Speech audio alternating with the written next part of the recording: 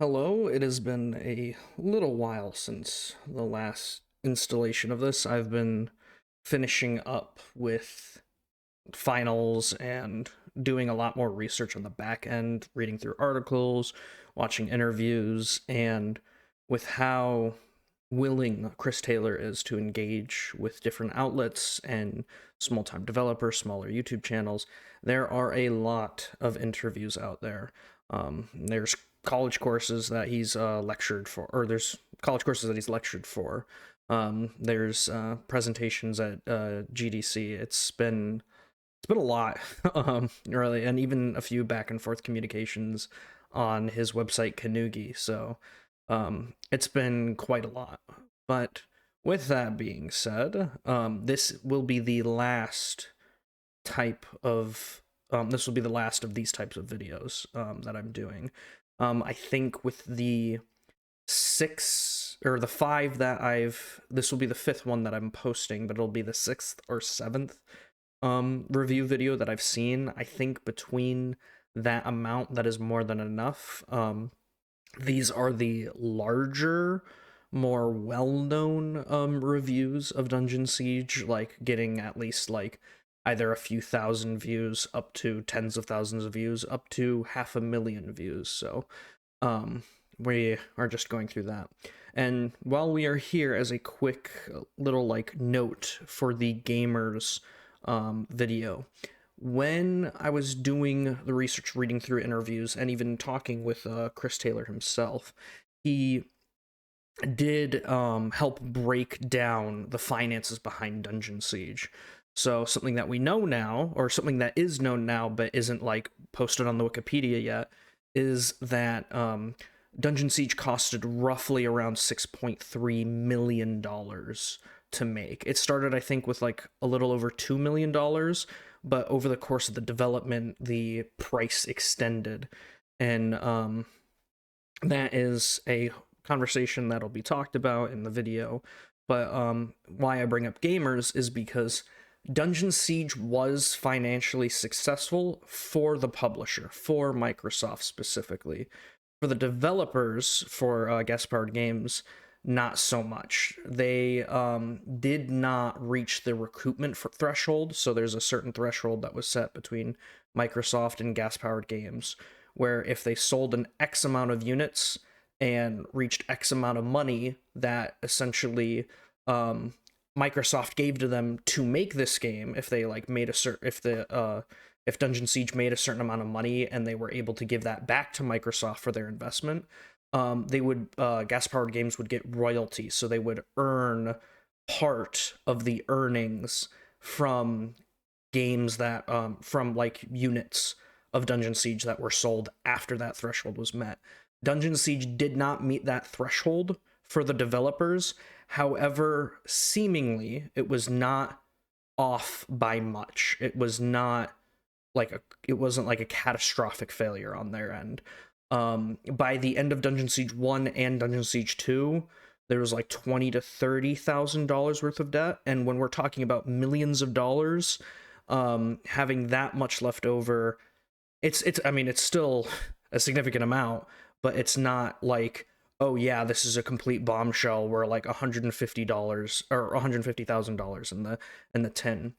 And so I want to give like gamers credit for saying that, and like for like calling that out, but I still criticize the video because it's like, you don't completely flesh out that point, you don't substantiate this point really and explain what this means, because financially on the tin, Dungeon Siege made money. Microsoft made money off of Dungeon Siege. It's just that gas-powered games didn't make money off of Dungeon Siege. And even still, the success of Dungeon Siege was still able to give gas-powered games opportunities from other bigger companies that were like willing to pay Chris Taylor $30,000 or $30 million for the gas-powered games company. So like even though it wasn't financially successful for gas-powered games, it was successful enough financially for Microsoft that they made money, and that it put gas-powered games on the map to be purchased by other companies for the product that it produced. So I just wanted to put that quick addendum here. I know it's not a comment or anything on the previous video, but my thought process is after my main video, the actual video is put out, the actual retrospective of Dungeon Siege is put out. In there, there will be this like sort of like tipping of the hat to gamers, because like I'll bring it up there, and so I don't need to put an addendum on the previous video, and I'm just making it here. And then all of these like reaction and research videos, they're gonna go in a playlist that can be seen, but they're not going to be like listed on the main channel. Like you're still going to be able to find them and look for them, or like you can find them if you look for them, but it's not going to be like on the main page. I don't want these kinds of videos to be on the main page. So without further ado, this is Finding the Best ARPG Ever Made by and it's focusing on Dungeon Siege. This is by Seer. And this is a series that Seer is doing where he's looking at different ARPGs and trying to find the best one. So he has like an established style. He has an established, I guess, series, if you will. So this is an interesting video. There's I did watch it earlier today just to refresh myself. He does criticize himself a fair amount of like certain things where he has issues with the game, but he acknowledges that there's like systems that deal with it. So I do appreciate that sort of humility. And also he's like a little bit brass, a little bit fun, you know. So fun video. Excited to get into it. So let's get into it. Never before have I, Seer, player of every ARPG ever made, have thought so much while playing an ARPG that I've never played that this game is not in the correct fucking genre. Alright, let's see. Check Wikipedia, action role-playing game. Okay, never mind, that hits my criteria. Don't link me dumb shits, I don't care. I repealed the Wikipedia law, but honestly, people on the street, you're... Alright, Dark Souls 1 is a really good game. You should absolutely try it if you haven't. I don't recommend really any of the other Dark Souls or FromSoft games, maybe like Sekiro and Bloodborne, because they are more unique experiences, but like Elden Ring, DS2, even DS3, like DS3 is like okay, but I wouldn't recommend those, but DS1 I absolutely would recommend.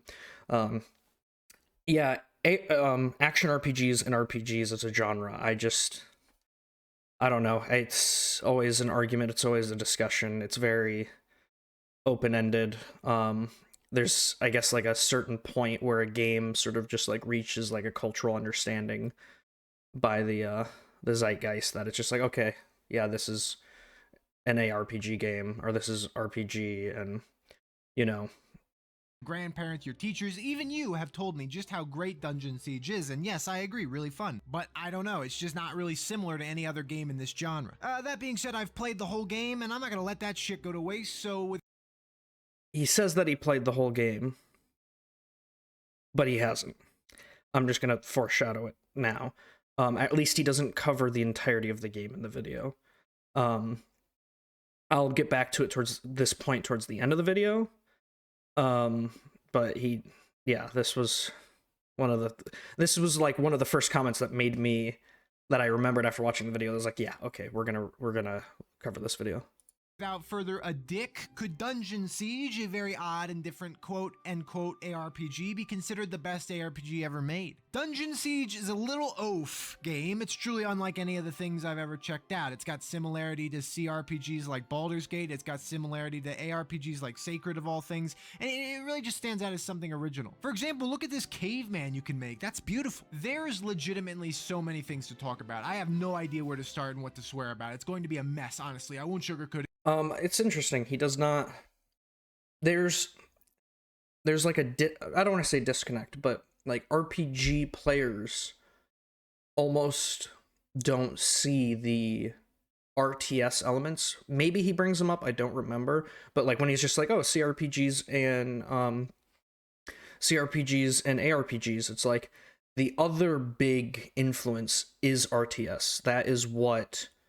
That's what Chris Taylor did before. with Total Annihilation, that game that game that released in 1997. Very big RTS game. It's got still got a cult following, still talked about, at least here and there. Um, among developers and whatnot, whenever Chris is brought up, it is always like Total Annihilation, Total Annihilation and Dungeon Siege. Like those are the two names that are brought up. Um, and so this game almost like it's weird. It's like zooming out from the RPG elements, almost like where it's like in Baldur's Gate there is some like party management stuff, but this has a little bit more where it like zooms out a bit more with the formations and with like the different how characters engage in the fight, where it's like, oh, we're engaging, or we're holding our ground, or we're moving freely, or we're attacking aggressively. Like those different sorts of settings that you can put on each character. It like zooms out in the RPG sense, but from the RTS sense, it almost like zooms in, you know. And so like instead of controlling like dozens of units on like a large battlefield, it's like, okay, we're reducing it down to 8. But it's like a really interesting niche that Dungeon Siege uniquely has. um it's really really fascinating. This is not going to go well. I guess it would be best to go through the literal experience together. Like, I'll give you my initial play-by-play for a bit, and then when you've seen the game, we can talk about the specific details. At first, I loaded in and discovered that Gabe Newell fucked this game's ass himself. It's abysmal. Steam version is more like the Ream version here.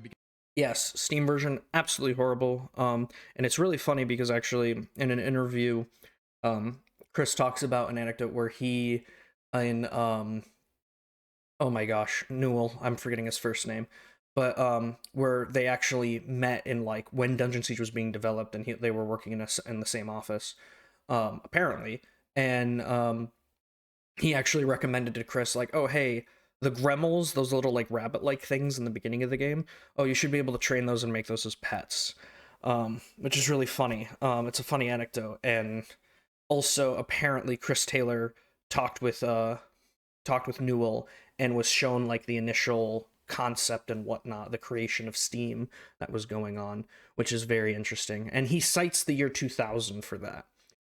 Like around the year 2000, which is before Dungeon Siege was released, but still in development, So it's just an interesting little tidbit. Because you're going to have to find a fix right off the bat, which annoys me because I'm a thin-brained man and being forced to think pains me. So I scoured crusty-ass websites looking for the fix, found it, installed it, and it still doesn't work. And don't talk about I don't know about this fix. I don't know what fix he is using. The Steam version works well enough to be able to play through the main campaign. Um, I am going to have to use, I think, Killa's fix for like the multiplayer sort of stuff, because I don't think you can get access to the multiplayer on the Steam setting. They have like in the I think in the ini files of the game, they have like the settings for like zone match and whatnot turned off, so you can't like use the multiplayer or enter the multiplayer. But with Killa's fix, you can. So that's just, there's other problems with using the Killa's fix because it's a really amazing resource, but there's essentially a difference between pre-LOA Dungeon Siege, which is what the Steam version is, and then post-LOA version of Dungeon Siege. And so that's basically pre-expansion Dungeon Siege and post-expansion Dungeon Siege, because it changes systems, it adds armors, magic items, whatnot, spells. So it's like different games, not completely different games, obviously, but like a patch, a patch difference. OBS in the equation. It would have been easier to face a webcam at my computer monitor and you hear my clacking ass shit the whole time. Like this, listen. There was a bug. What? Okay, well, I was on the wrong account, didn't have my YouTube Premium set up, so an ad popped up. So I then tried to pause the recording, and I accidentally hit stop recording. So this one video is going to be 2 separate recordings put together because of this very funny, very amateur mistake. But it's a mistake we're going to have to live with. We are starting at the same point in the video, though. There's no content lost.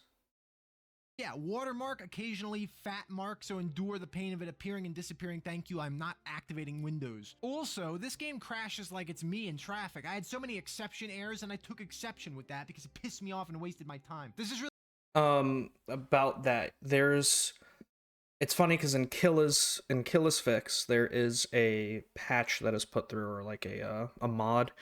It was established like way back in 2004 when people realized it.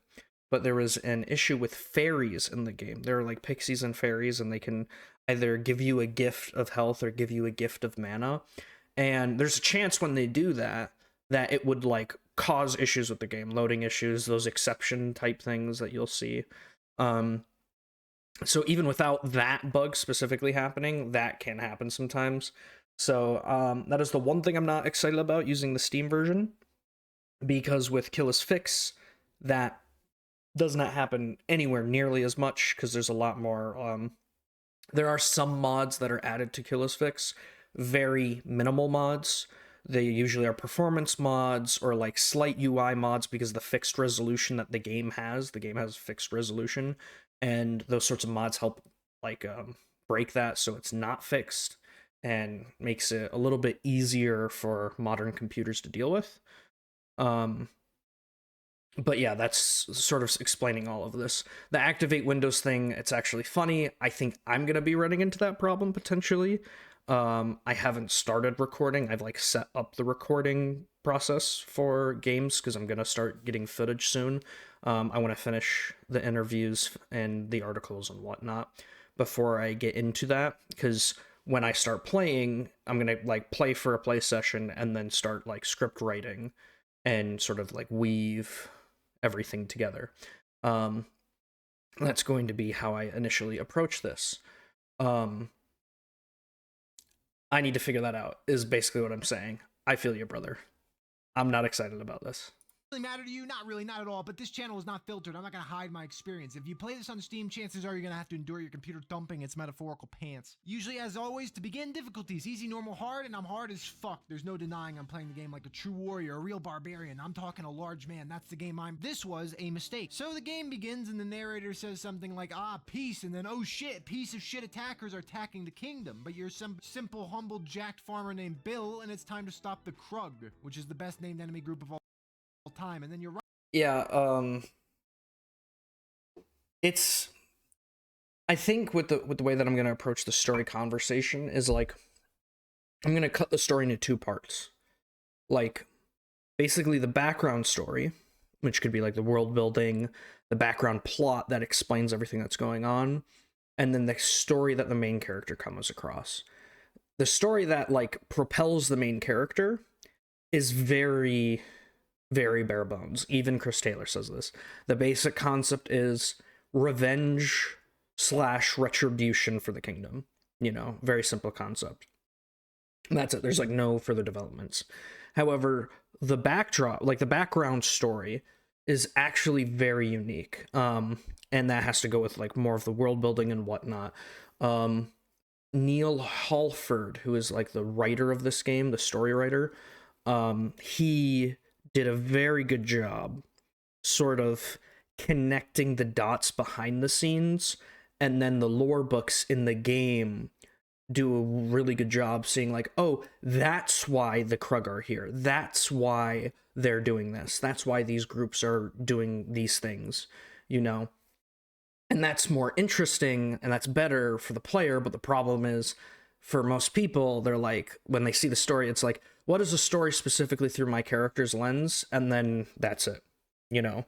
And some legitimate criticisms of like the very bare bones story in that sense. But when we talk about the actual goings on, what's happening in the background, so many people just can't accurately convey what happens in the game. And it's just like, okay, you guys just don't pay attention to dialogue, or you just don't talk to people, or you don't read the books. You don't like absorb the information that the game is telling you in these ways.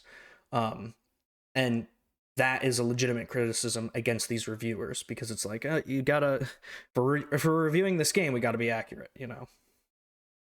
right into the action. I'm going to barrage you with thought here, so bear with me. I'm going to jostle you with how much my thoughts are going to flip-flop. At first, I thought the controls were fine. They didn't feel bad because you just click on things and move away or whatever. Steadily, I became disillusioned and I thought the game felt like asshole and I didn't care to understand the Rosetta Stone of images down here, which, hang on, they matter a lot more in a minute. I then thought combat sucked ass because it was just really rudimentary and the Krug were defecating on me if I stood still, so I had to mobily crush the Krug by hitting and moving and it just took forever. Plus, to click Yeah, this is the problem that I think Dungeon Siege has in its first 2 hours of gameplay. So I've played through Dungeon Siege twice now recently. None of them on stream, but just to like again refamiliarize myself with the game. Or none of them recorded, I should say, because I'm not streaming it. But it's like around 2 hours is the time that it takes from you to start the game and reach Stonebridge, which is like the first settlement. And that in those 2 hours, only like 15 minutes of those 2 hours do you have a companion. And even then, like this game, like you can play it single player and just have like a really OP guy. You can definitely do that, and there is some fun to it. But like the game is designed around party combat. Like, you know, you're gonna have multiple people in your group. And the problem is it's just like for the first 2 hours of this like 24 to 27 hour game, you know, if I'm being generous, 25 to 20 or 25 to 30 hour game, the first 2 hours does not have a core mechanic in it, which is party maintenance. And that I think is a actual like a big issue. I do think that this opening part of the game should like, I don't want to say cut shorter, but I almost want their Laura, who is introduced as like the first companion.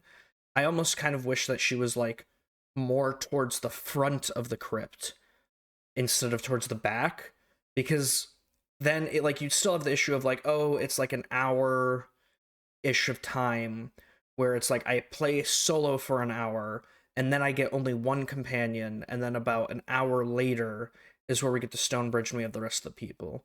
That's sort of the idea that I'm floating right now.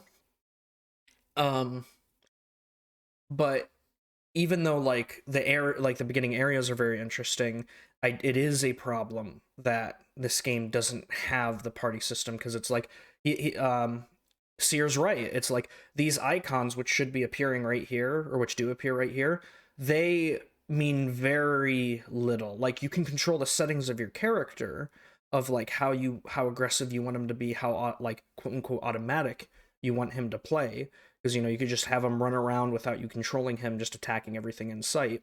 There's a danger to that because you're aggroing multiple things.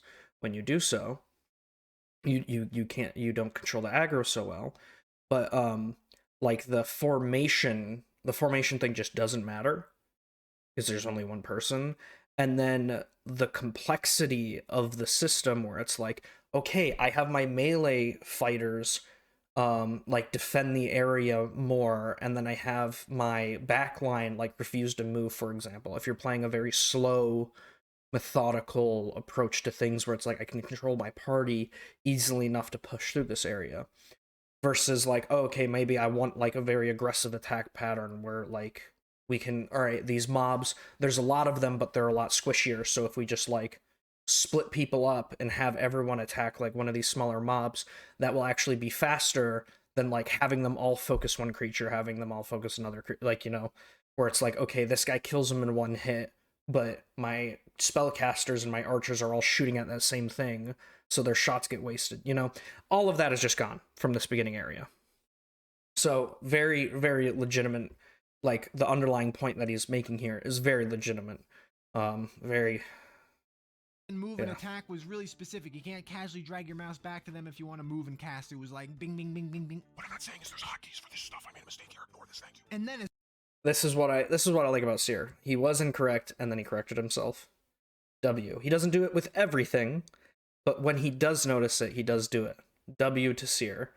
I guess, hang on. Oh, I've been just yapping a lot. I'm gonna go back. I'm gonna just say 240 very good points about beginning of game specifically and first impressions. Yeah, I should put that there. Oh, that is not what I wanted to pull up. Who cares? As time goes on, I start to really like the combat. It's feeling better. It like kind of works. But by the end of the time I completed the game, I was sick of the combat system for a lot of reasons that I will soon go into. Yeah, I know. Writing, scripting, brainstorming, it's too much. It's difficult. So let me start with this little bombshell of information so you might understand why the controls are a problem to begin with. Normally, say in Diablo 2, you pick a character class and be done with it. That's it. Have fun. Attack the masses. But Dungeon Siege, it's big mode. It says, fuck it. You're playing as the whole camp. 8-person parties, the ones I'm typically attending, with the world having tons of people to recruit all over the place, like you're scouting for the Xander Canabes, real gamers reference only. But seriously, how cool is this idea? There's dwarves, elves, women, fictional... No elves in the first game. Elves become a thing in the second game. In the first game, I don't think there's ever a single mention of, I don't even think that there is a single mention of elves at all in the first game. That's the interesting thing. And I don't recall if the dwarves even have like a fully fleshed out background that is presented to the player, I should say. Because there's the Glitter Delve mines, and then there's a few, like, there are a lot of dwarves that you can add to your party, but I don't remember any dialogue or any books that are like, this is the creation myth of the dwarves, or this is how the dwarves arrived in this area, or dwarves were a big part of the Empire of Stars, and they were a part of the 10th Legion. You know, like, none of that. There's none of that.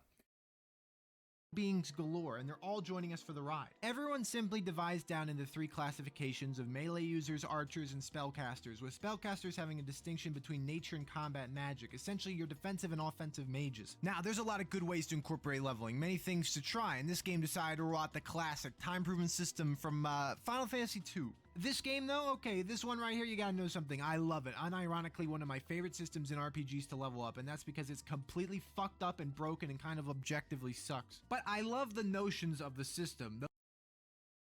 Objectively sucks. That's comparing an objective thing to a subjective statement, sucks. Sorry. Those notions being, you can level up a statistic by doing a particular action. You can hyper-focus any statistic you want at a given time. Each one levels up independently. Yes. In theory, this is all how this works. This is all how it should work. There's like different experience bars. So like you have a strength, an intelligence, and a dexterity experience bar. And then the experience gained from those. There's also like your skill experience bars, and there's an uber level experience bar. It's a whole thing, and like your attributes are tied to the uber level, so like they have their own bars, but they also tie to your uber level, which is like the secret background level system that you can't see in the base game, but you can see after the expansion, or that you can see after the expansion. And yeah, it does cause some issues with multi-classing and with leveling in general. So yeah, it's tough. Independently from everything else. Experience points don't exist in the same sense they normally do. Instead, you have strength experience, magic experience, etc. Really, if you've played some of the Elder Scrolls games, that's what's going on here. And people like that shit, so I mean, yeah, this idea has legs. The problem that Final Fantasy II had with this system is the concept that you can A, overlevel easily, and B, underlevel extremely easily. Plus, the game didn't give enough reason to use 90% of the item types and had a weird scaling overall. I'm just gonna pause it here real quick. Boryev, he is a combat mage and soldier mix. He's a hybrid. He does not have a melee weapon or a staff equipped, and that's a problem. Because if he had a staff equipped, staves can have pretty good magical enchantments on them, and also you benefit from the 10% block chance, the 10% melee block chance from them. So it's just very interesting to know that that is not there. overall, but Dungeon Siege came out a little over a decade later, so it was primed to have made all sorts of positive adjustments. Here, things are streamlined to only care about your 3 statistics of strength, dexterity, and intelligence, and your choice of attack, melee, range, combat magic, and nature magic. As you deal damage, you gain experience in whatever you're using, and it's only tied to the damage you deal, not by killing enemies, although this sadly is not nearly as clear-cut as it should be. Namely in the fact that I had swaths of time where I'd be shooting people with a bow and it wouldn't give me dexterity. I was just gaining shit all for some reason. Okay, that specific problem. I'm gonna roll this back and I'm just gonna listen to it again, because I want to clearly hear it, because I think he's hinting at something that is a big issue with the leveling. Deal damage, you gain experience in whatever you're using, and it's only tied to the... Yeah, okay. Yeah, this is the point. It took me 2 seconds to re-listen to it, and this is the correct. Yep. So, damage. That is not how things work. So, damage, experience, not gaining dexterity. Oh my gosh, dexterity. Jeez. So, what Seer is pointing out here, is completely valid criticism, is there's a certain point where you, like, it's not like a singular level, because it's like an exponential thing where things just get harder and harder as you level up, to cross-class, and where it becomes, like, less effective to do so, especially. So, like, if you focus, like, in Dungeon Siege in the campaign, if you focus on, like, this is an arbitrary amount, but let's just say you play up until Stonebridge, or let's just say you play up until Glitterdelve Mine, so you play through, like, the first 4 to 5 hours of the game, and, you are only using melee, and then all of a sudden you start to switch to bow, there's a lagging effect in regards to how much experience that you're going to get to catch, like, your bow level back up, and it's never going to catch up, by the way, because specializing in this system is just better. It's unfortunately, but that has to do with your uber level stats and your and how it works, how that experience system works with the skill experience system. So, your mainline stat is an uber level. Your mainline stats are leveled up via uber experience, which is tied to your overall uber level. When you use specific weapons or spells, you get experience according to whichever skill you are using. So we were using melee, and so our melee skill is up. Like, at this point, if we're in Glitterdelve, it's going to be around, like, 17 or 18, I think. Maybe a little bit shorter, maybe like 16. Maybe 16, 15, but enough that, like, you went from 0 all the way up to 15, a substantial amount.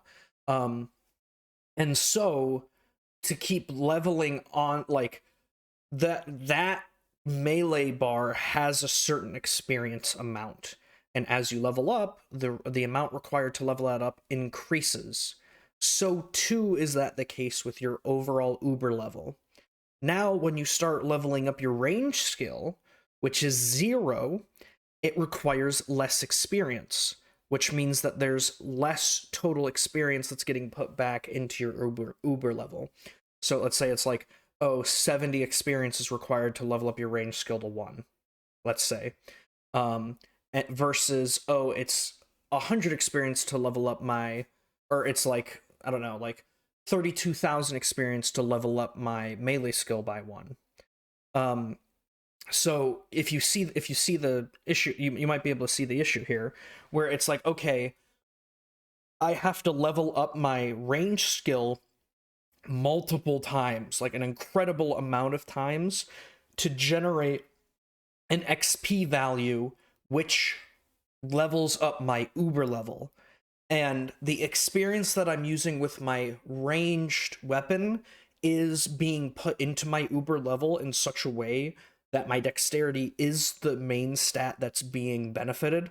Each stat, or each skill, has its own ratio of how much experience that you are generating is put into each attribute. So, like, melee, the biggest stat that you get from melee weapons is strength, obviously. Dexterity for ranged, and then intelligence for combat or nature magic. So, the issue he's running into here is like, oh, I, like, level up my he didn't say this, but this is what happened. I can already describe what happened. It's like, oh my goodness, I've been using my bow for so long, and it was at range skill 0, and now it's at range skill 10, but my dexterity hasn't gone up at all. And it's because you leveled up so much with something else, with your melee or with spells, that it like kind of messed up the system for you. So now you have to play catch up with your range skill, and even then there's a certain point where it's like you're beyond the pale. Like you're never going to be able to like level it up enough where it will be like a healthier similar progression than if you just played your mainline class or whatever you were doing, your mainline skill, whatever you were doing, you know? So that is a problem with the game. That is a problem with the experience system of the game. And it does kind of betray the underlying issues that the game was having, and that the game, or it does betray, or sorry, not issues, it betrays the underlying philosophy of the game, where it's just like, hey, just pick this up and start earning levels in it and just do this, you know, you gain experience and this is cool and it's rad. I think Dungeon 2 systems does clean it up a little bit better, because they like focus solely on they put a lot more focus on to the skills of each the skills of each type. But I even then they don't do so well with the multi-classing thing. It's a problem that kind of plagues this franchise, unfortunately. um Really cool concept, isn't the system just isn't isn't polished enough. That's unfair. I don't want to say polished enough. That sounds rude. That's not what I mean. It's like you have to really, really, really refine it into such a way where you can balance the system, so like the hybrid classes don't just become uber broken, but you still need to make a space where they are viable, and Dungeon Siege does not do that, unfortunately. The damage you deal, not by killing enemies, although this sadly is not nearly as clear-cut as it should be. Namely in the fact that I had swaths of time where I'd be shooting people with a bow and it wouldn't give me dexterity. I was just gaining shit all for some reason. You can visually see the progress you're making with filling bars, but the bars would not fill. It didn't matter how much I did kill, I would remain still. I felt hampered, angered, and substandard, but eventually as you just sat and worked on it, it would rise whenever it felt like it. So any item in the game has requirements that would say something like 14 strength and 9 melee skill required. That's alright with me. In base Dungeon Siege, that's not true, and in post-expansion Dungeon Siege, that's also not true. There are only attribute requirements, not skill requirements, for weapons. In Dungeon Siege 2 is when they start implementing skill requirements for weapons, where it's like, oh, your melee level skill needs to be this for this, you know. But in Dungeon Siege 1, that is not the case. You do not have any sorts of attributes, and this is actually a part of the video where we're going to be getting into, where he says a lot of, or a good amount of incorrect things. So, weapons, or sorry, yeah, weapons and armor have attribute and skill requirements. No. Makes sense, but then this is where things get a little fucky. I haven't conveyed this, but the game has the slowest leveling ever conceived, and that's for many reasons. Firstly, nothing ever respawns in single player, at least. I don't know what multiplayer does. If this is like Nox and the game is 10 times better in multiplayer, sorry, I have no idea about that at all. So there's already a limited amount of experience. So right now, I mean, just real quick, this was, again, the first 5 minutes in the video that he's like, I was like, oh yeah, I remember at the start of the video when you said that you played the entire game, but you actually didn't play the entire game because you didn't play the multiplayer. And yeah, there's a lot of content for Dungeon Siege. It's not the 50 to 60 hours that Chris Taylor says in his interviews, at least not for the campaign. I don't know about the multiplayer. I don't know how he's counting it for the multiplayer, of like, okay, well, you played through the multiplayer, but now you need to bring your leveled character back so that they can play through the higher level version of the multiplayer so that they can get access to more spells and more weapons. That would be more valid for like a 50, 60 hour claim. For base Dungeon Siege for the campaign, no, that shit's only like 25 to 30 hours long. You know, it's not a 50 to 60 hour campaign. But yeah, no, you haven't scratch the surface of the game. There's also expansion. There's an expansion and then two essentially like modules, official modules. One that is made by so Mad Doc did the expansion, and then they also did Return to Arhawk, which is essentially the epilogue of their expansion, or like the a small little side story for their expansion. And then Dungeon Siege also did Yesterhaven. They like it was like in the course of like 6 weeks or something. They produced Yesterhaven. It was like a really short amount of time. It's a short, cute little expansion, or not expansion, module. Siegelet is what they call it, but cute little thing that did some interesting had some interesting ideas, and it was very cool. But yeah, you you have not played the entirety of this game. You played the entirety of the base campaign, but not the entirety of the game. Is even possible to earn. Secondly, with 8 people vying for the pool of experience, trying to have one person gain 10 levels in something would take such an asshole amount of time. And third, well, that's the thing with like, so that's when you play through this game, like the game actually is balanced pretty well in regards to, and this was an issue that I noticed with the LOA expansion, where there was like sudden rises and sets of difficulty, like difficulty spikes throughout the game, where it's like, oh, this area is really easy, or oh, this area just got really hard. One of the things is like the last boss. I walked into that expansion because I just recently played the expansion just to familiarize myself with it, and it was just kind of a cakewalk. And then we reached the boss room, and my guys are getting killed in like 2 hits. And it was like literally only my main character left. He's a fighter. He's the one with the most experience, or tied with the most experience. And so naturally tankier than everyone else.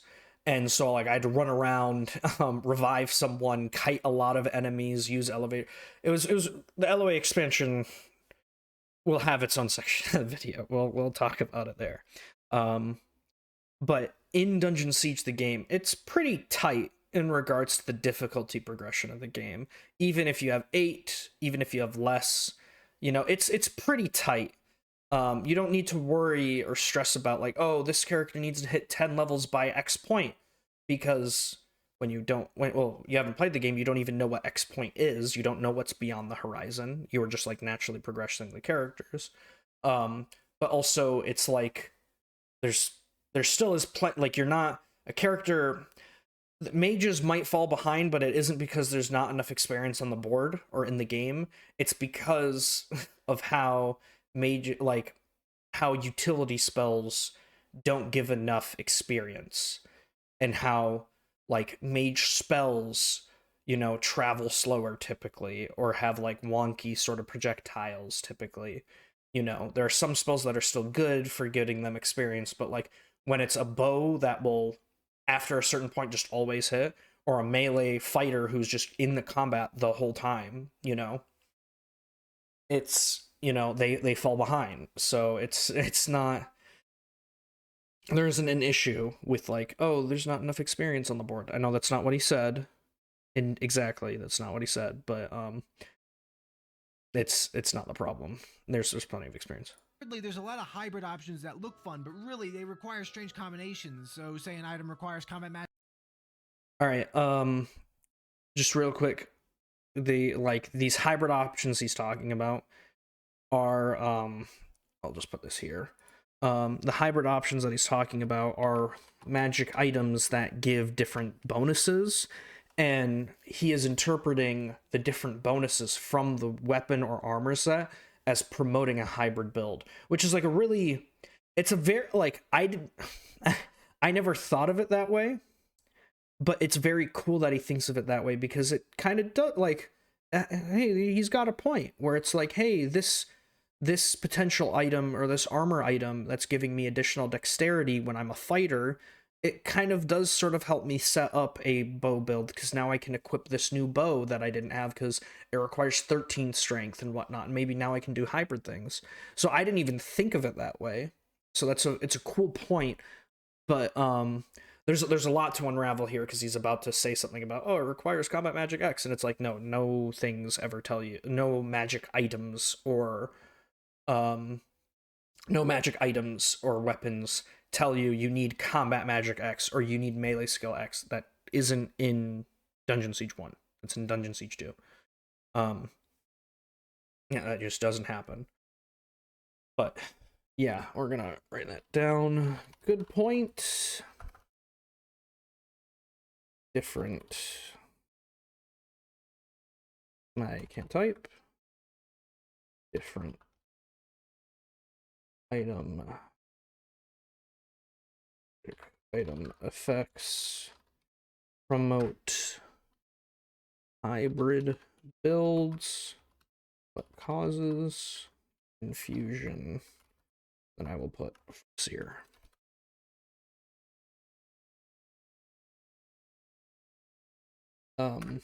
That is a good point, but in this good point is the bad point or the incorrect point. That's, oh, it requires combat magic X. It's like, no, only spells require you to have combat or nature magic values. Those are the only things. Armor, weapons, rings, whatever, none of those do. Magic 46 and Dexterity 40, which is just a yeah, you'll never hear combat magic 46 requires combat magic 46, dexterity 40. That will never happen. I don't even think in the base game that there are any intelligence 20, strength 20 things. Or dexterity 20, intelligence 20 things. The only hybrid requirement are typically range weapons.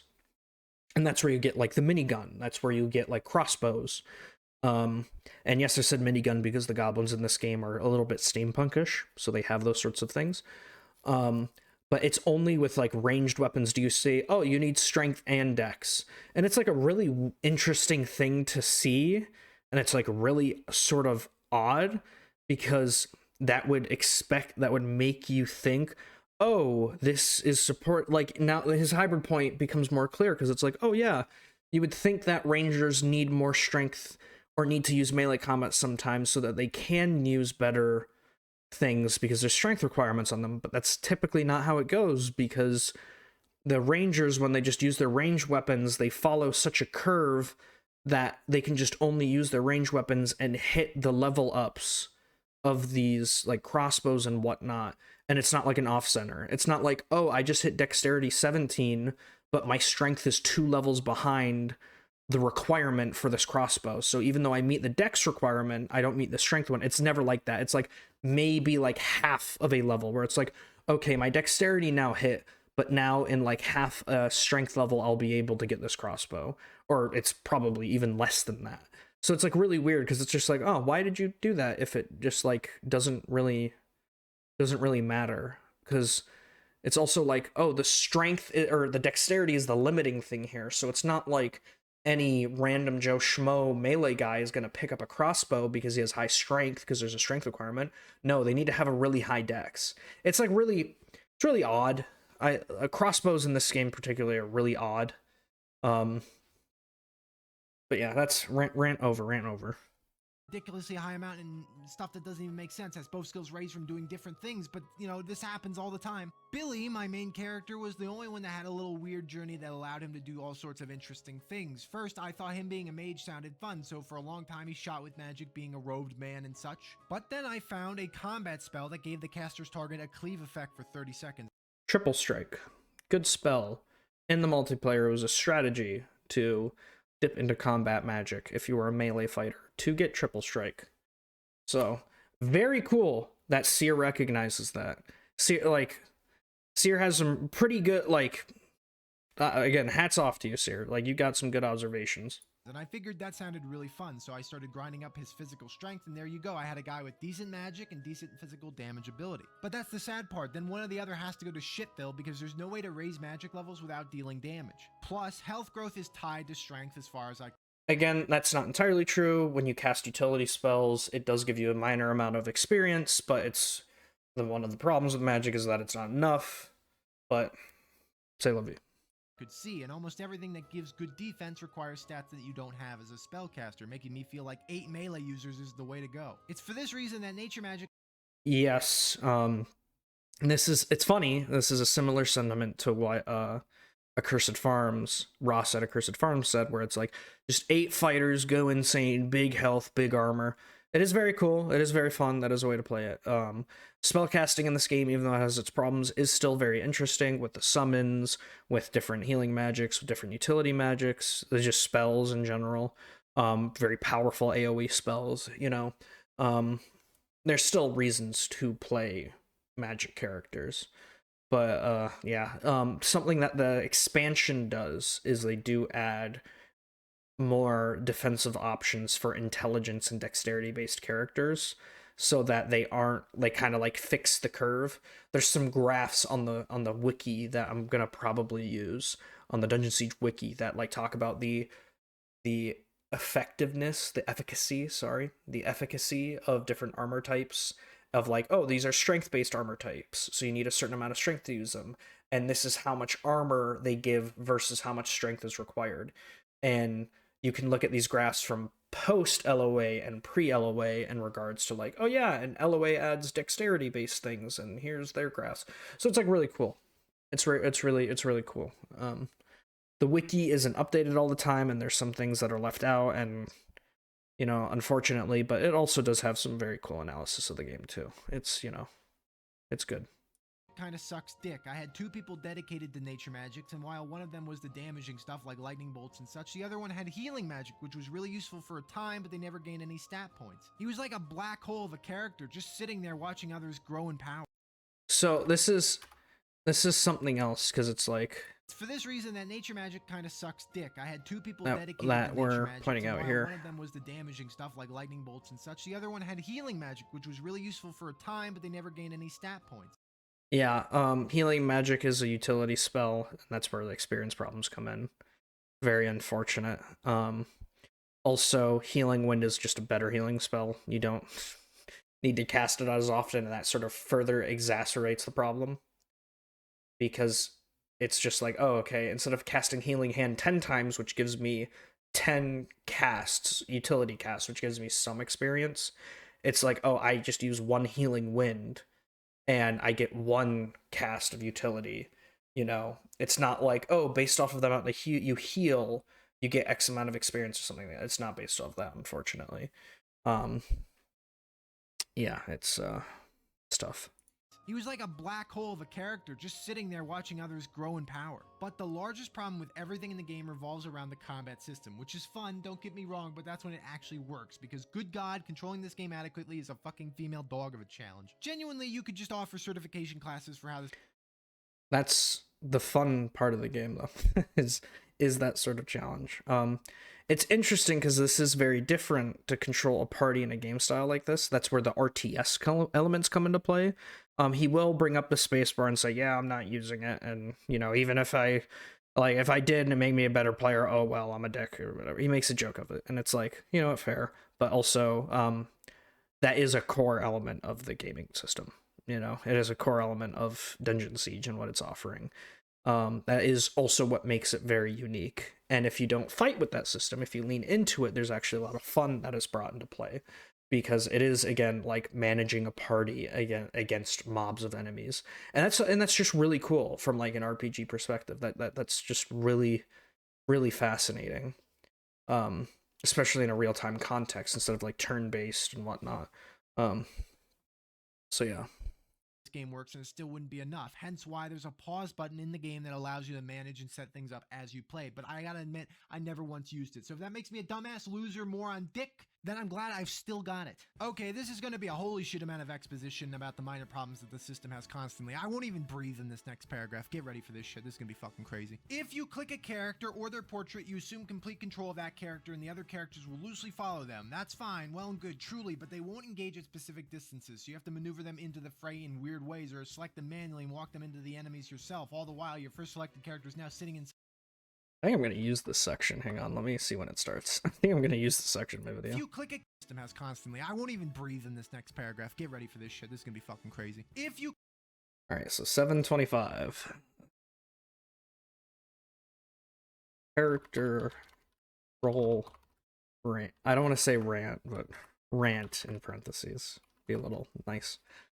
click a character or their portrait, you assume complete control of that character and the other characters will loosely follow them. That's fine, well and good, truly, but they won't engage at specific distances, so you have to maneuver them into the fray in weird ways or select them manually and walk them into the enemies yourself. All the while, your first selected character is now sitting in some fucking weird spot getting ragged on by 50 gremlins. You can select groups of allies by control clicking their portraits or by clicking and dragging to grab a swath of party members, and this keeps things more orderly, but if you just select all 8 to attack stuff, the spellcasters and archers will walk too deep and die since they're feeble, but it's sometimes better than just leaving them in the boonies, so it's kind of pick your poison kind of situation.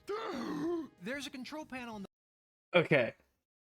So, with that rant being said, just to address a few points on him there, because I'm not going to interrupt him when he's like literally just rapid fire speaking. A few of the points there.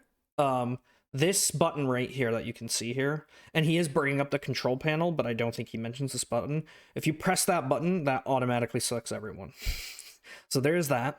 You can drag and click like this, and it will create like a selection box when you do that, and that can select a certain amount of players, or all your players, your characters rather. And you can control click bing, bing, bing, bing to control who you're highlighting. You can do that as well. All of those are valid ways, but he just missed the third one, so there's that. Something else that's really cool is that you can, with the control click, you hit pause. I know he doesn't use pause, but you can hit pause and control click your melees, bing, bing, bing, have them aggro or move forward in such a way that they draw aggro from your enemies. And so that your backline can then, after they step up, your backline then can step up and engage with the enemies after the enemies are already hitting your front line. That is called tactics. That is called playing with the game system. That is leaning into what the game is challenging you with and rising up to the challenge. That is the fun part of this game. Don't fight it. Play with it. It is fun. You will have fun if you don't fight the system. If you don't refuse aspects of the game. There is that. We're gonna address, we're gonna have to watch this next bit to address the full rant, because it's the rant and then this next point. Rant in air quotes, of course. He wasn't actually ranting, he was just rapid fire posting. But so we're gonna watch this next part, but one, pressing the pause button will fix a lot of those issues. Two, it's maneuvering your party isn't as hard. You can select with this button. You don't have to drag, or you don't have to click. You could even just save time just by pressing this button. You can control different amounts of people to move them in, and then let the other people play catch up and whatnot. So there are formations as well. You can use the formations to your advantage. He's about to bring that up. I'm just gonna let him go.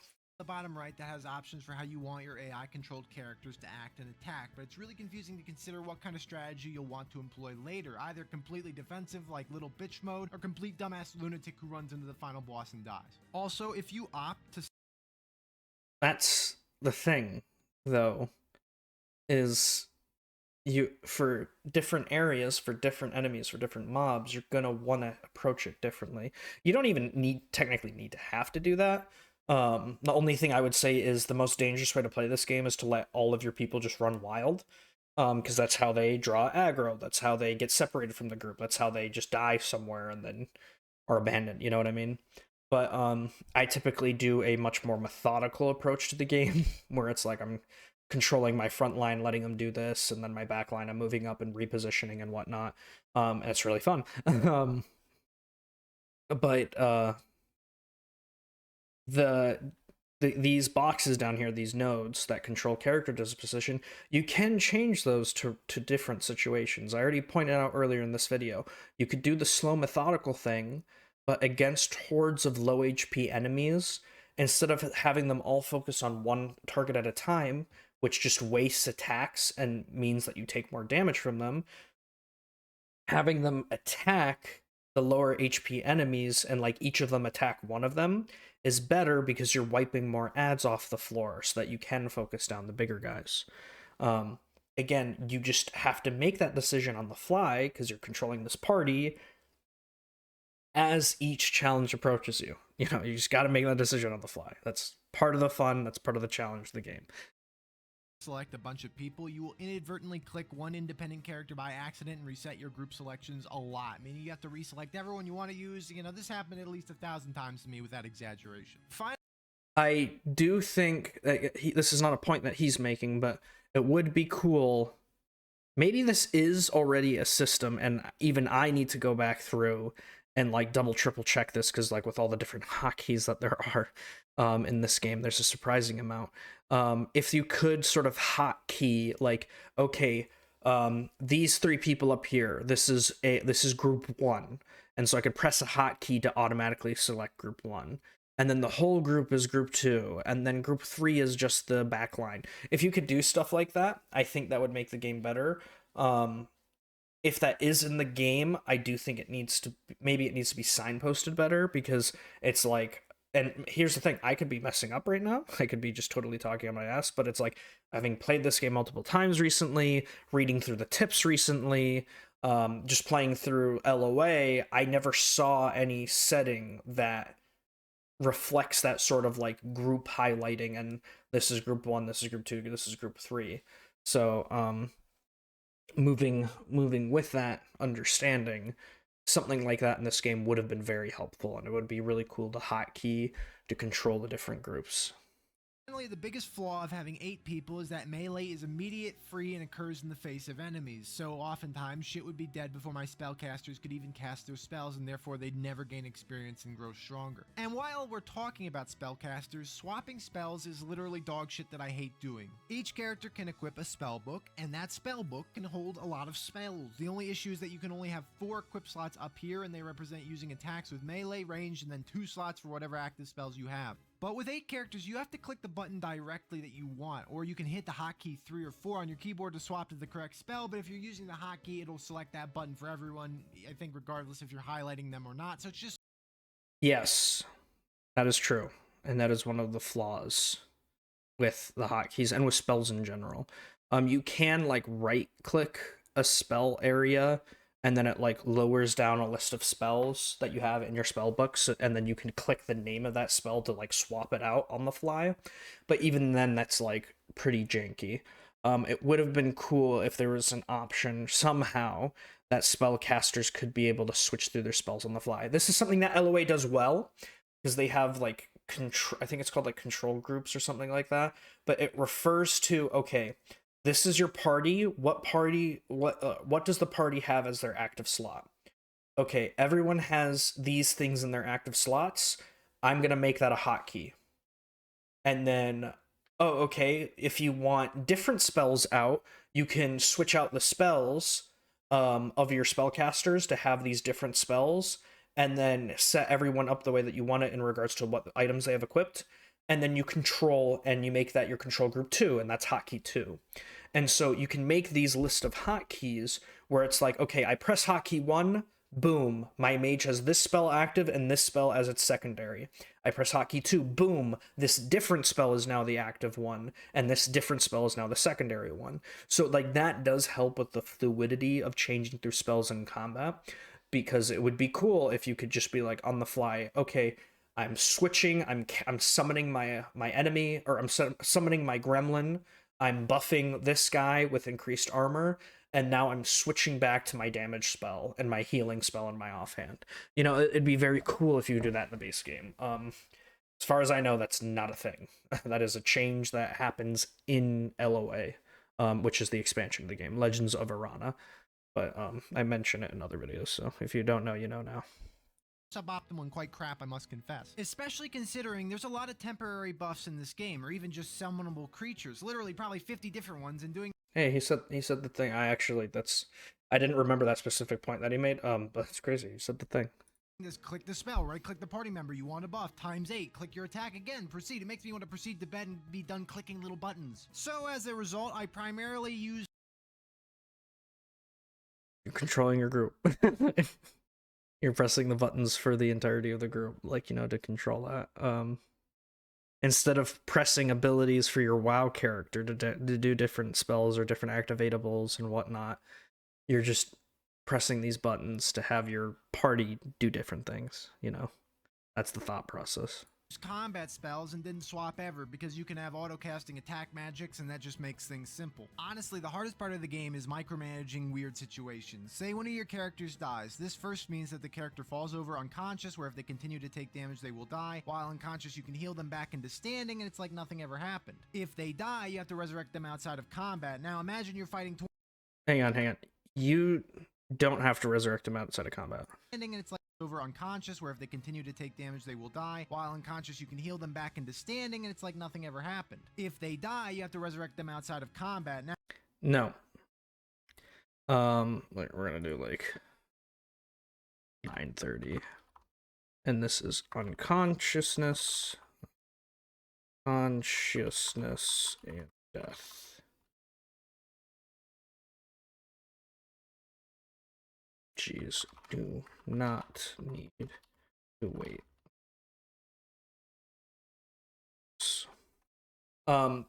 You can revive your allies in combat with resurrection scrolls, or with the spell resurrection, or with revive.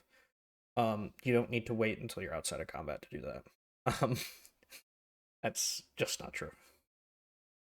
Now imagine you're fighting 20 enemies all over the screen and you have no fucking idea who is where and what they're doing, and unless you're General Patton or some shit, you're gonna get overwhelmed at the sight of all this chaos and random stuff going on. Again, pause the game. I know. Stop interrupting. You can complain about me sucking at a later time. So all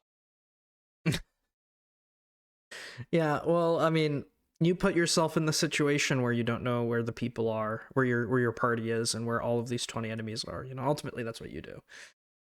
Not even to bring up the pause button. It's how are you approaching the combat where this is the case. This example right here with Krug Commander Gresh, this one you are kind of forced into, but that's also a unique challenge that you have to overcome. Is like, okay, this is a big boss enemy. This is like the first of the sect that we see, you know? And he's been hyped up since literally Stonebridge. Since Stonebridge, we've heard this guy's name coming out of people's mouths, you know? So it's you know, like, this is a very unique encounter, and I like it because it challenges the norm, because typically as you progress forward, you are the one that initiates the combat.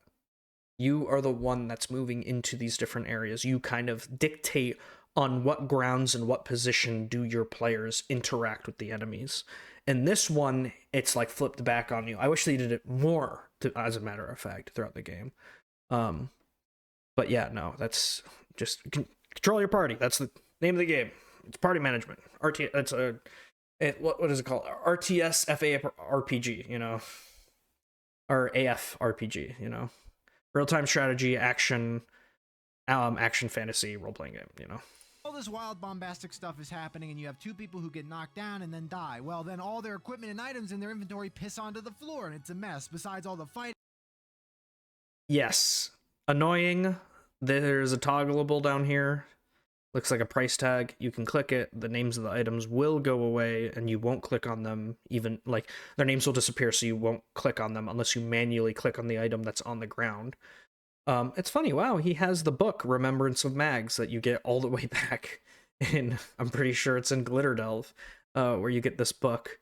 But yeah, all the items dropping to the ground does get annoying. But there is a way to deal with that. You can turn it off and then wait until out of combat to have this person pick them back up. You can revive them, and then in the middle of the combat, if you're using your pause button, have them pick it back up. You know, there's a way to deal with the item dump. You know, there's a way to deal with that. You have to endure clutter at all times, so imagine you wanted to cast dynamic spells or strategically click some person. It's just insane. Pausing, yes, you're right, I get it. I don't pause. Bad player, you're correct, but this leads to praise for the game designer's efforts. You have good hotkeys in this game for potions, picking up items, attacking, all manner of things like that. You hit H on your keyboard, everyone is taking a sip of a health potion if they're hurt enough. And even this is quite interesting because unlike every ARPG I've ever seen, Dungeon Siege lets you drink part of a potion. So if you're missing 200 health points and your potion is worth 400, you're not going to waste that extra 200. It'll be there waiting for you. Half the Gatorade's still available for the lads. Pass it around, and by pass it around, I mean I usually had 50 health potions in everyone's inventory because you take so much fucking damage in this game. I really don't know what the strategy to avoid damage is. I even had a dedicated healer who gave out just burst of heals as their only job, but you get hit constantly. Plus, when you drink a potion... Yeah, that's the thing about this game. Like, any ways that you'd avoid damage is like, oh, nature magic, my nature mage is casting invincibility on someone, or oh, I have really high armor. You know, those are like that's not even, that's like mitigating damage. It's not like avoiding damage, except I think invincibility straight up does avoid damage. So there's that. But that's the thing. The name of the game is that you are dealing damage and damage is being done to you. You know, how are you dealing with that? You can't just be like, oh, I'm not gonna take damage anymore. You know, like, or oh, how do I like avoid damage in Dungeon Siege? It's just like, well, I mean, you can mitigate damage. That's the biggest thing. Health potions, positioning, more healing spells. Again, healing wind, really good healing spell. It requires you to have like nature magic level 9, which Merrick, when you find him, which is this mage right here, when you find him, he's higher than level 9 nature magic. So like you can look for the spell. You come across the spell before you find him, Merrick.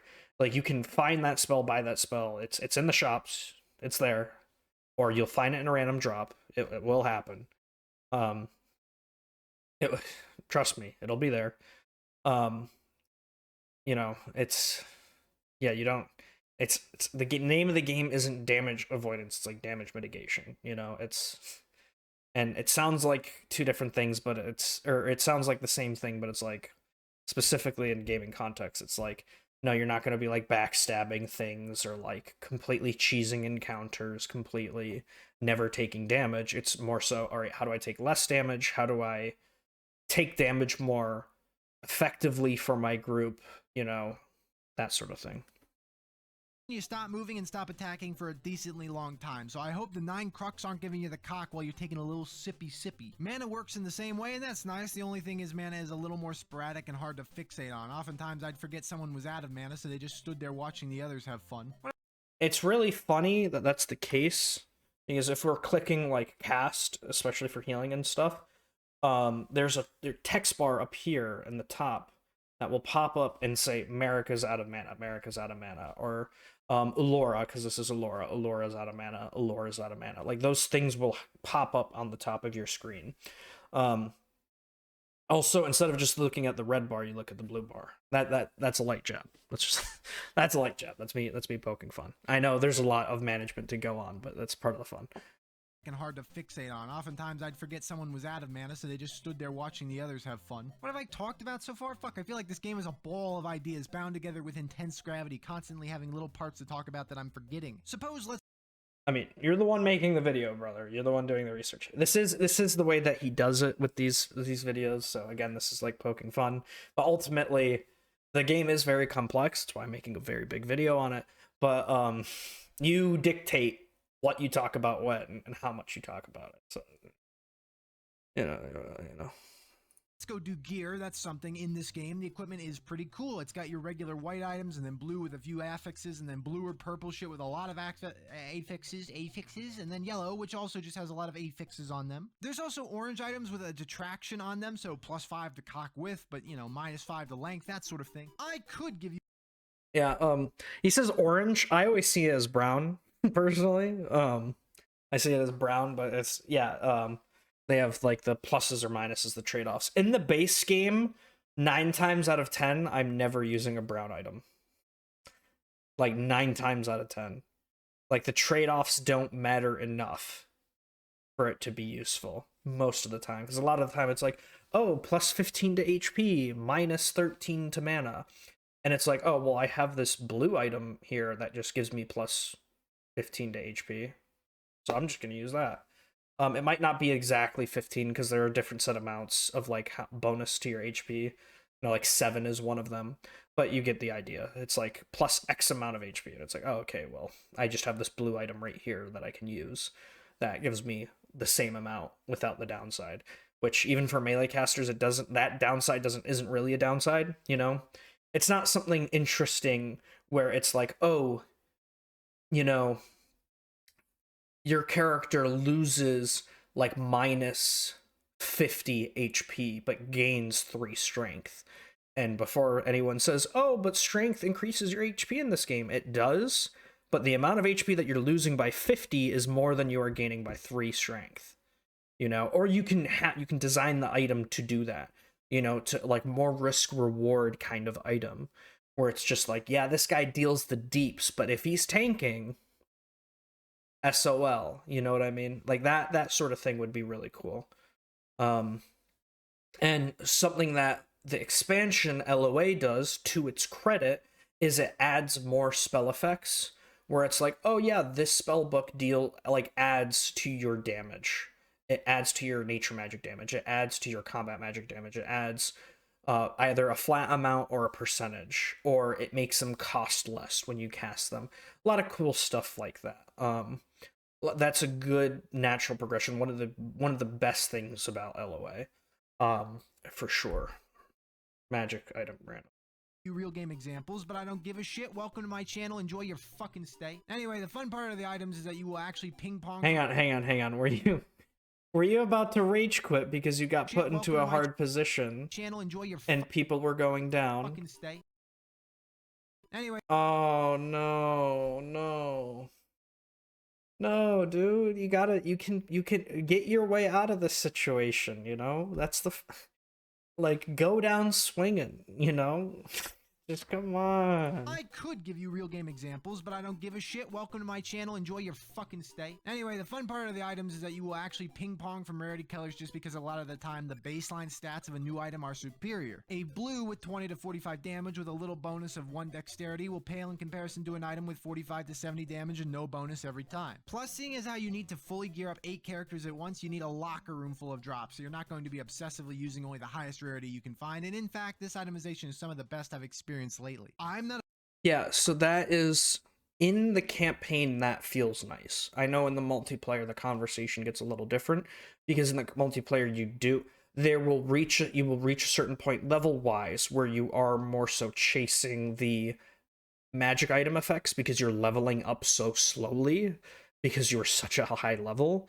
But for the majority, like, I would argue for the majority of the multiplayer, and like meaning like the normal and elite, or the recruit and the veteran difficulties, in those two difficulties it's mostly not a problem, but in the elite version it becomes a lot more of a problem, because it's like getting into those like higher levels is like insane, because it's like recruit is like from level 1 to level 52 or something like that, and then veteran is like 52 to 83, and then something like that, and then elite is supposed to be like 83 plus, but it's like, you know. But that, I do agree, you're not shackled to the rarity, quote unquote, of an item.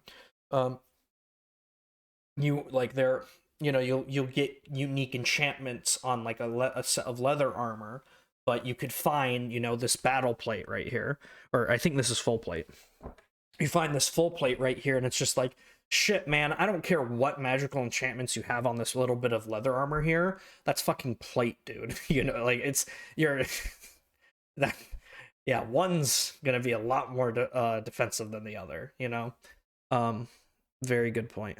Using only the highest rarity you can find, and in fact, this itemization is some of the best I've experienced lately. I'm not a fan of games where you just progressively get better items, all the way to max level, with there being absolutely no reason to ever entertain earlier finds. In this game though, believe me, I needed random points and all the attributes to access new equipment for my party all the time, and saving the loot from earlier parts of the game was great. Also, yeah. Seer, this is why I love you. Yes, another very good point.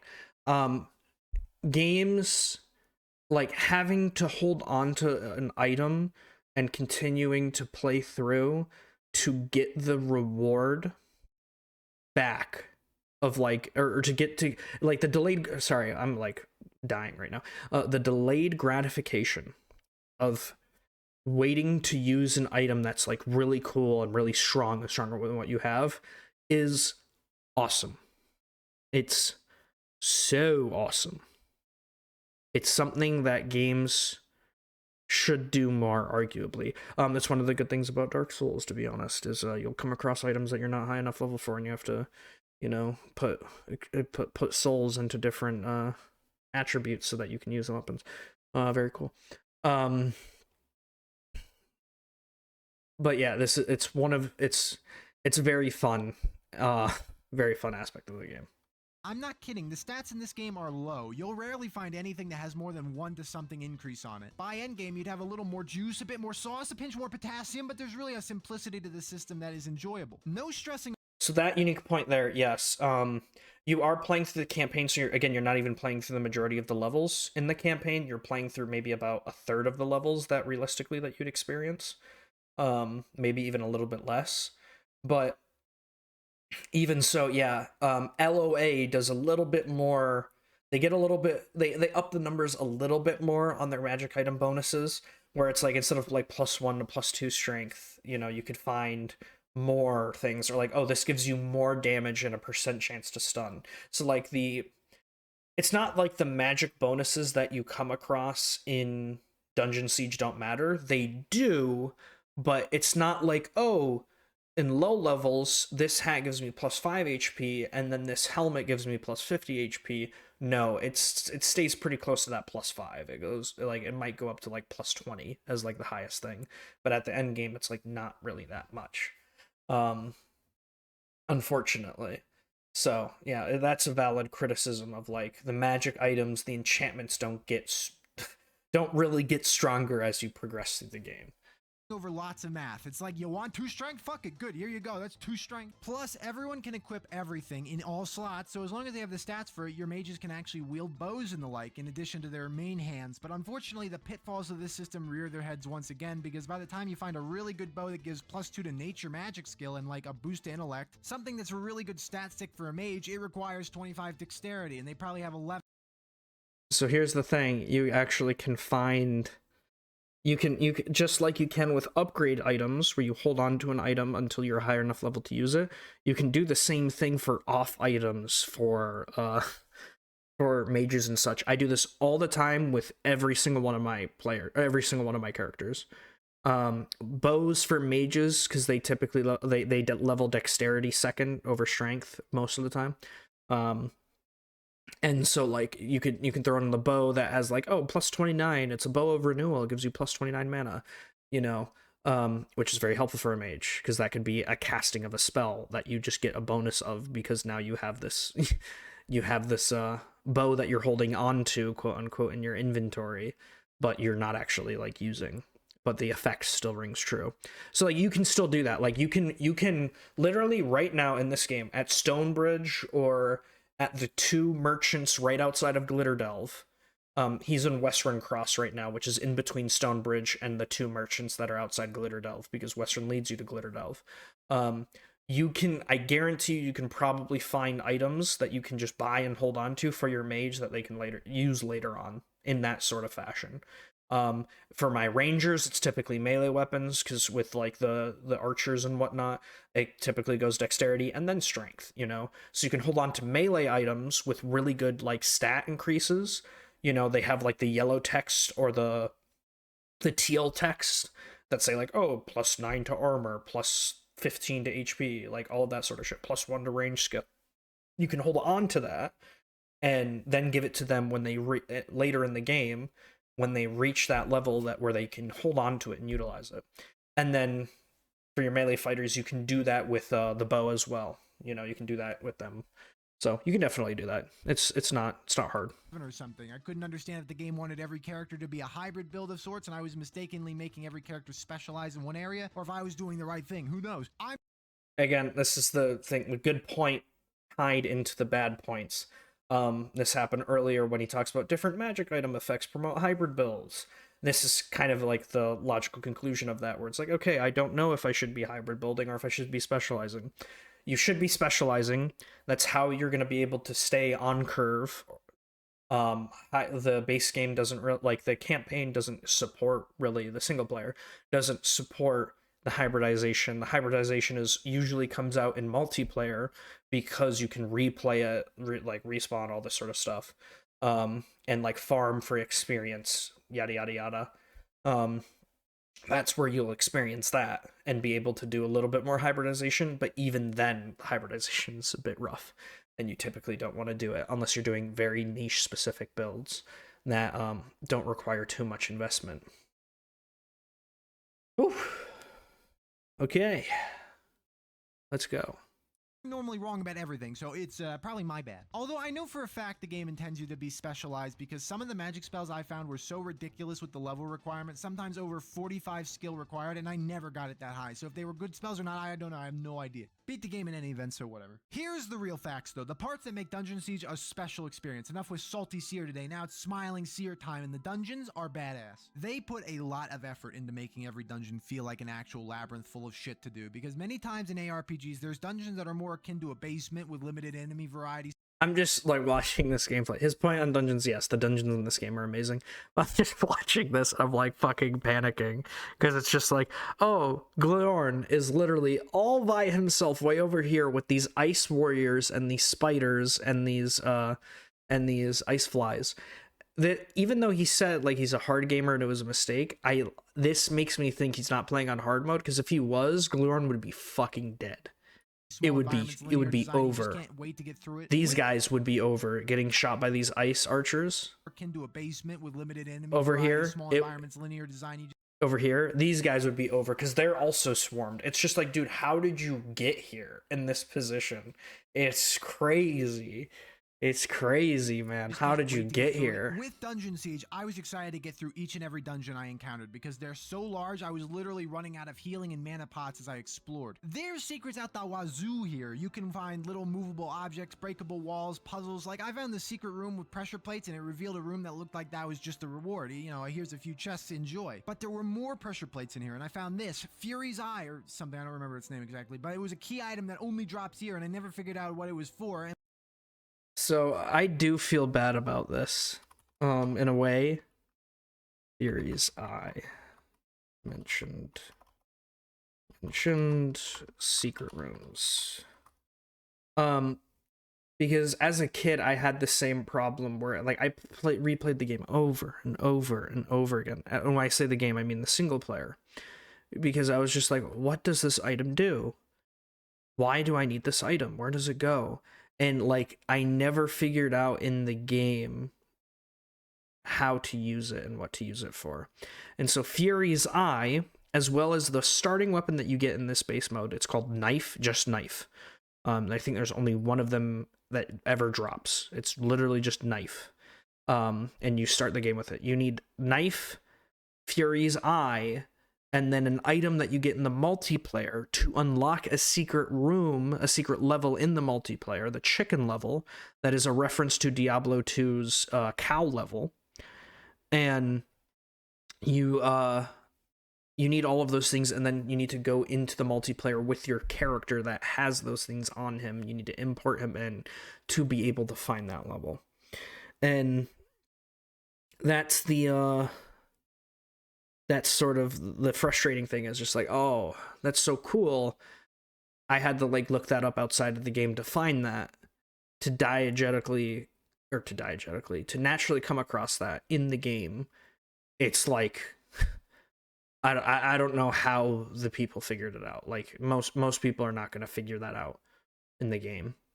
I think if you go through into the multiplayer, into that area, there might be a tome that tells you that. I don't recall off of raw memory. I haven't played the multiplayer in a bit. Off of raw memory, if there's a tome that says, hey, you need these things, that could be a way to come across it. But I just remember as a little kid being like, what the heck is this? What is this for? And then I'd ask my older brother, and my older brother wouldn't know. But yes, something that the expansion does poorly is these secret rooms. The secret rooms just completely disappear.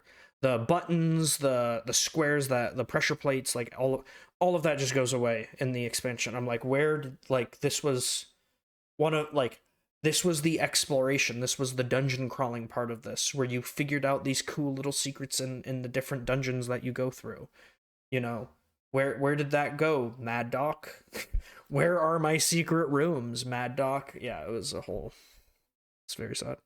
And when I looked it up, the solution is that you need to bring these 3 items to the late game area. One of which is the key item I just found in this secret wall in some random large dungeon, but the other one was an original knife you spawn in the game with. And there's never another one in the entire game. You need to hold on to this one forever. Otherwise, you can't enjoy this secret. I mean, literally, no one ever did this on the first playthrough. I deleted that fucking dagger the second I breathed. It was just in the trash from birth. To me, that's an organic replay factor. It makes the game just feel more alive, and there's so many additions and enjoyable things all over the place. Hidden cellars, random puzzles, movable torches, interesting quests. I like this. I enjoyed it. Also, a potential positive or negative depending on how you look at it, but you can seemingly never teleport to a town. And if you can, please inform me and then I'll promptly eat this here boot, because fuck, I can't keep doing this to myself. But if I'm right, then this game has a huge road trip energy because the game world is massive and it never has to load. It's one continuous mammoth map where you go from town to town, land to land, and you get to assist new people with their random shortcomings.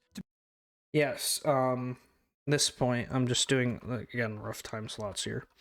No teleportation. Big map. No loading screens.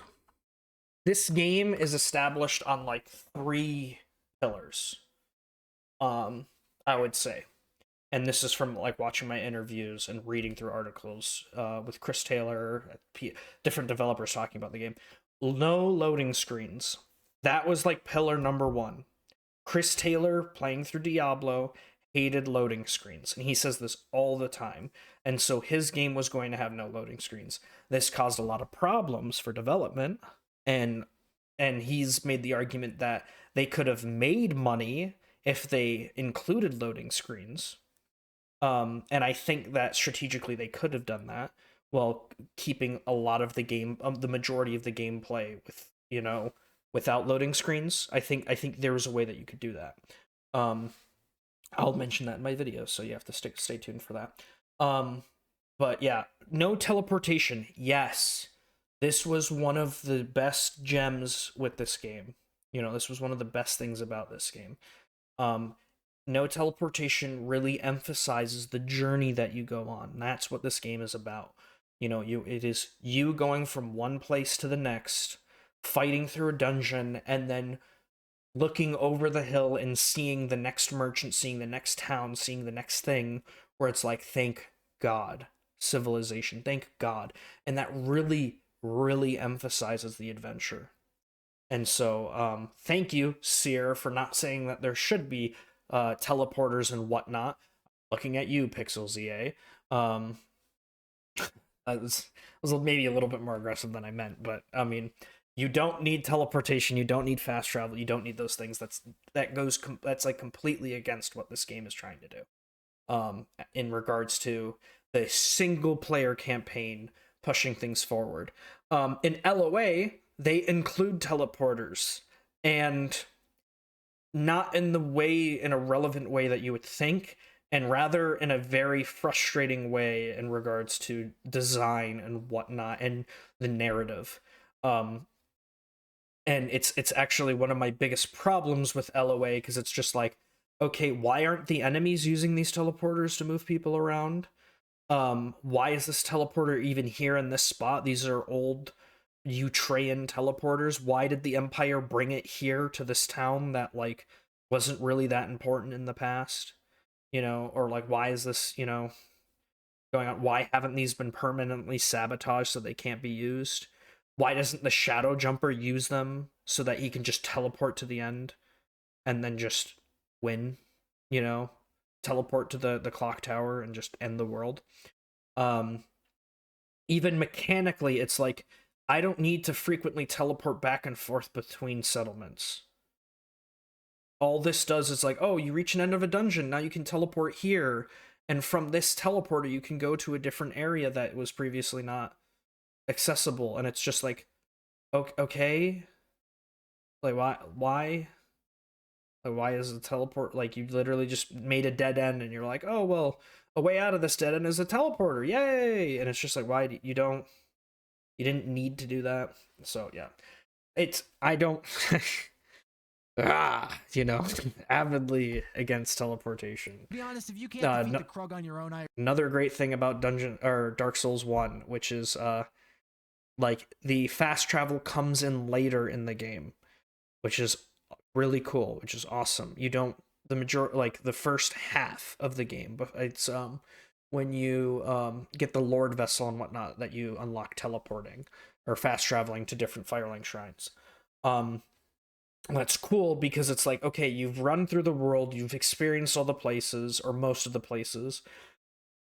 Now that you've done all that, we need you to go back to these places to look for certain enemies to get like their souls, to rekindle the flame. You have to kill these certain like what are they called? I don't remember what they're called in Dark Souls. But we're asking you to go back to these areas, so we're giving you the ability to teleport there now. You've unlocked the ability to do so. And even then, when you unlock the ability to do so, you still have to go on the journey from point A to point B to find these enemies that you have to kill, these individuals. So that's fast travel done right. Limited fast travel is okay. Constrained fast travel is okay.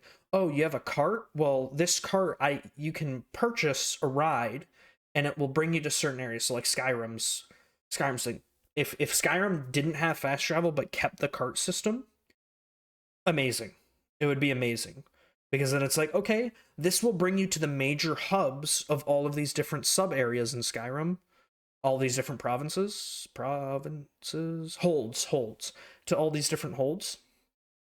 And from there you can go around and explore. That's cool. There's an in-game explanation, like in the world, of why I'm able to get to these places quicker. It costs me something, and it doesn't bring me everywhere. Amazing, cool, good, great. Oh wait, no, I can just click and teleport to this fucking mountain, this cave in the mountain. Fast travel. I just don't want to know you. I'm gonna mention right now there's a mule in the game. The mule holds a bunch of items and it's scared of all combat and doesn't fight. And I fucking hate the mules. And I used one forever and it was really pissing me off. This isn't even scripted. I just remembered this and I'm telling you right now. Anyway. Again, with these settings, this little arch right here, this is disengage follower mode. You can turn that off for the donkey so the donkey doesn't follow these people. Again, I'm curious, how did we get in this situation? These grayed out portraits mean that these guys are so far away from the donkey that they're not currently loaded in the game. They're like being paused by the game. How did this happen? Where this guy is so far away that he is not protected by the party, and he's also aggroed by enemy. Like, the gameplay that I'm seeing is making me concerned. Also, look, he's got move freely, attack freely, target closest turned on.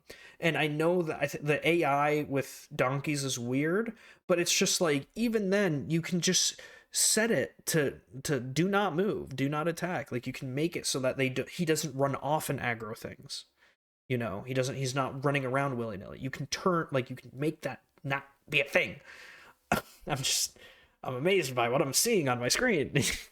More from the real script. Oh, how about the goblins with the fucking death machines? Okay, my choice for the hypest goblins of all time. These guys are menaces, because when you think goblin, you don't imagine the technological super city with guns and bombs in the medieval setting, no less. You picture like a sewer with a bunch of green people walking around. Humans live like chimps in the streets, but the underground goblins have mobile suit Gundams. What the fuck, man? Difficulties I have to mention, because if you know me, you know I'm the hard man. I like to be hard. Pause. I like to be the massive man and complete games with the highest degree of challenge, because I feel like it gives you the most comprehensive and complete picture of a game's merits. But Dungeon Siege slapped my fucking head, I do tell you what. Hard is ridiculous. Child birthday clown levels of crazy. And you don't... Hard is the funnest, is the most fun setting to play on in Dungeon Siege. And in most games, to be honest. It is hard, but when you're not using the pause button, when you don't fully understand the formation system and the disposition system, it's just... I can understand why you have problems. Or why you're running into issues. Earn more experience for this mode or anything. It's just the same game, but for real gamers. Enemies have the same health, but they just have more defense and deal way more damage. But the trade-off for difficulties is that you can sell drops for unbelievably more money than on lower ones. Say an item sold for 300 gold. The only reviewer to mention this. The only reviewer to mention this fact. That, selling... What is it? Selling values of items increases as difficulty increases. Yes, and that's supposed to offset the difficulty so you can buy more potions and buy more items. Because the theory, like, oh, you're going to be drinking more potions, so you're going to need more money to spend to counteract that. Um, at least a little bit. Money in this game, like if you're just familiar enough with the game, money in this game isn't going to be an issue for you. If you just inventory management, grab everything, transmute if you have full inventory, you're gonna be fine. There's gonna be a few, like, for the first half of the game, there might be a few moments where you're like money pinching, or it's like, ooh, I can't buy this anymore. Like, only in the first half of the game. In the second half of the game, you're just like, yeah, I'm printing money at this point. I'm living pretty comfortably with what I have. So yeah, but hey, hats off again, Seer, hats off to you. Gold on easy, well, it might sell for 2,500 gold on normal and like 6,200 on hard, and that's just too hard to pass up. But unfortunately, the game was just brutal. If you thought your mages were dumbasses who stuck their nose into the fray too much before, on hard, they're like wet tissue paper. They just die so fast. The good news is you can adjust the difficulty whenever you want. So if you think the dragon is dumper on your frumper, you can reduce the challenge for a moment and then jet it back up. Drops also remember the value they should be, so you can't cheese it by playing the game on easy and then selling the items on hard. They have to drop on hard and then actually retain their high sell price. Oh, I did actually mention the mules in the script. I should just remember. What's wrong with me? Well, the fact is I call it a hunk of condensed cock here, so that's all you need to know. Alright, I'll elaborate. At any point, you can buy any number of defenseless, useless mules who carry a lot of gear, but they run from Defenseless, useless mules who carry a lot of gear. Huh. Huh. While on the screen, the mule's actively kicking enemies. Yeah, a mule. I'm sorry that a mule is not going to be like a proficient fighter that you can rely upon.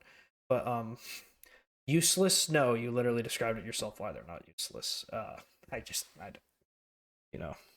combat and they don't aid in combat. So it's like having a frail sentient bag you have to defend, and if it dies, it's just a mess of items, and then you gotta resurrect, pick up the stuff. Thank God for the Z hotkey, instantly picks up everything in the nearby area in case you wanted to know. If you didn't want to know that, then that's fine. I'll just stop talking. Let's see what kind of video that would make. Fuck you. But anyway, the mule illustrates a point that's kind of bizarre, but I was so attached to everyone surviving fights. If someone was getting killed, I felt so bad for some reason. It was a very all for one for all kind of game. On one hand, dying is just a pain. You need to stop, resurrect, re-equip everything. It's a mess. On the other hand, I am looking at the items that your characters are wearing right now, and I'm concerned.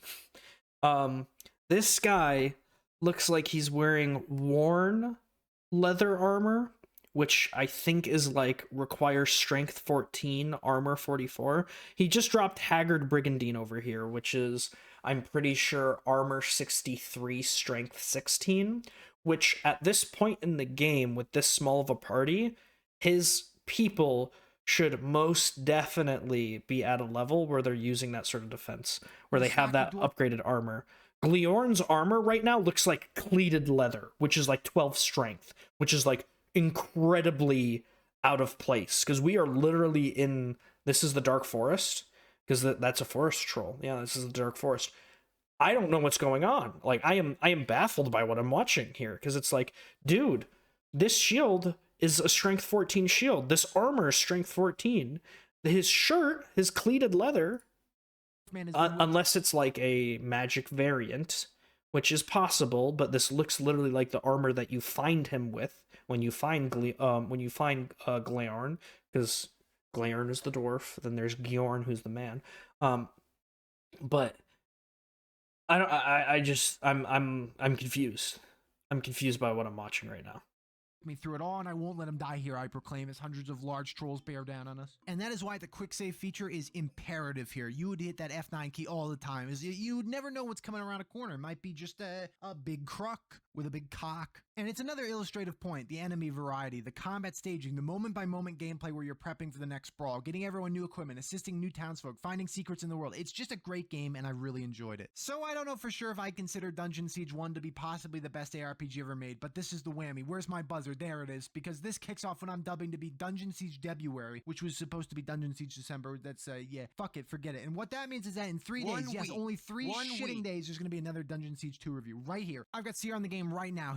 I'm playing it, and that review is going to really contextualize how good this game is. And guess what? It's not Dungeon Siege February without the third. Less pop.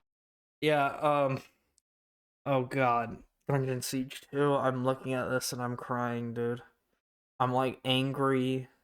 I'm upset. I'm not. Oh, I look at this. Like, you know. Okay, that's it. That's it. That's it. Moving on. To really contextualize how good this game is, and guess what? It's not Dungeon Siege February without the third, less positively reviewed game, it seems. Also, Yeah, we don't talk about Dungeon Siege 3. We do not talk about Dungeon Siege 3. We do not talk about Dungeon Siege 3. We don't talk about Dungeon Siege 3. being featured. So before this month is out, you're getting the gamut, the grand total, and we'll be able to determine. Oh, what an obsidian do, man. What am I looking at? Oh. For context, Dungeon Siege 3 wasn't made by Gas Powered Games, which made Dungeon Siege 1 and 2. It was made by Square Enix, because Square Enix purchased the IP from Gas Powered Games, and then outsourced the development to Obsidian. And no. Which of these dungeon shit games is possibly the best ARPG ever made? Don't miss it. I'll know if you did, and you wouldn't like me when I'm beating the shit out of you. Okay. That is Seer's coverage of Dungeon Siege. He is close to JB Jet in terms of quality. Upon playing through LOA, turns out I have a lot more issues with JB Jet's video, specifically in regards to LOA, because he glazes LOA a little bit too much. There's quite a few problems with LOA that he missed, but still, his is my favorite. It's the most in depth. But Seer's is like number 2. For how brief it was, he makes some excellent observations.